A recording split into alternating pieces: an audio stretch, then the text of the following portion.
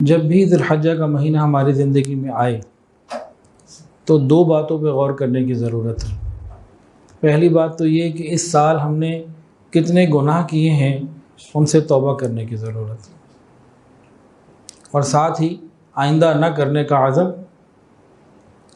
اور دوسری بات، اس سال جو ہم نے اعمال صالحہ کی ہیں ان کو اللہ کے ہاں قبول کروانے کی فکر، یا اللہ ان کو قبول بھی کر لیجئے۔ اعمال کا کرنا ایک کام ہوتا ہے، نماز کا پڑھنا یہ ایک کام، لیکن اس کے بعد اس کی قبولیت کی دعا زندگی بھر مانگتے رہنا یہ دوسرا کام۔ سب سے پہلی اور بنیادی بات ضرورت یہ سمجھنے کی ہے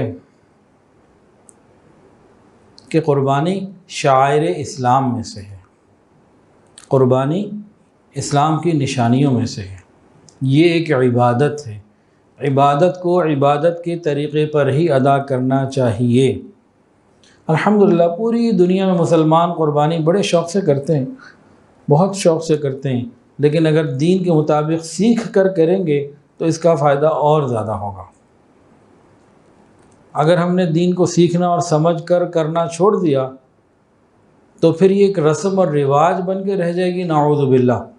ہاں، اگر ہم اس کو دین سمجھ کر، عبادت سمجھ کر سیکھتے رہیں گے، مسائل معلوم کرتے رہیں گے، سنت کے مطابق کرنے کا شوق رکھیں گے تو یہ شاعر اسلام ہی کی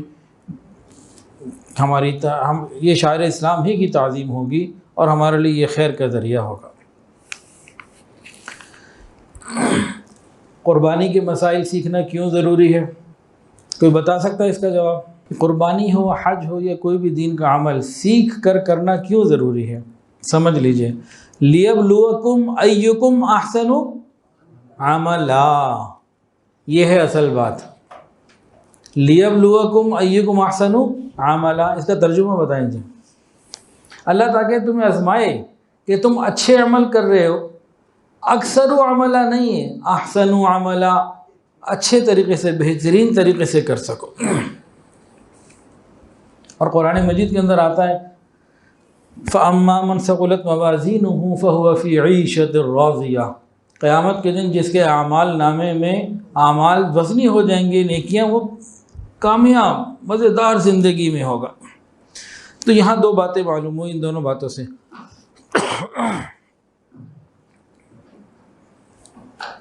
پہلی بات تو یہ معلوم ہوئی کہ اللہ تعالیٰ کے یہاں تعداد کی بات نہیں، کوانٹٹی کی بات نہیں، کوالٹی کی بات ہے۔ کوالٹی چیک کریں گے، احسن ایک تو یہ بات۔ دوسری بات کہ اعمال قیامت کے دن تولے جائیں گے، یعنی ہماری قربانی، ہمارا حج، ہمارا ذکر، ہمارا اور بھی ہر عمل، نماز، سب کچھ تولا جائے گا۔ جب یہ بات معلوم ہوگی تولا جائے گا تو اب ہر آدمی کی، مسلمان کی فطری خواہش یہ ہوگی کہ میرا عمل وزن میں بھاری بھی ہو تاکہ اعمال نامہ نیچے جائے، نیکیوں کا میں جاؤں اوپر جنت میں۔ تو اب سوال یہ پیدا ہوتا ہے کہ اعمال نامے میں اعمال وزنی کیسے ہوں گے؟ اعمال نامے میں اعمال میں وزن کیسے آئے گا؟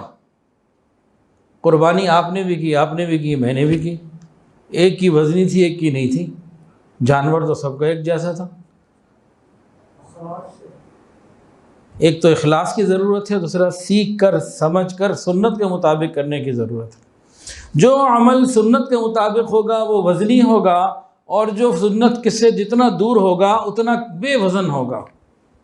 اعمال میں وزن آتا ہے اتباع سنت سے، سنت کے مطابق قربانی کرنے سے، یا عشرہ ذو الحجہ سنت کے مطابق گزارنے سے اعمال میں وزنی ہوں گے، اعمال نامے میں قیامت کے دن ترازو میں۔ اور جو بے سیکھے ہوں گے ان کا کوئی وزن نہیں ہوگا۔ تو جب ہم یہ چاہتے ہیں کہ ہمارے عمل وزنی ہوں تو ہمیں سنت کے مطابق کرنے ہوں گے۔ اب سنت کے مطابق کیسے کریں؟ وہ سیکھنا پڑے گا، اس کے لیے دین کا علم سیکھنا پڑے گا، پھر بات بنے گی۔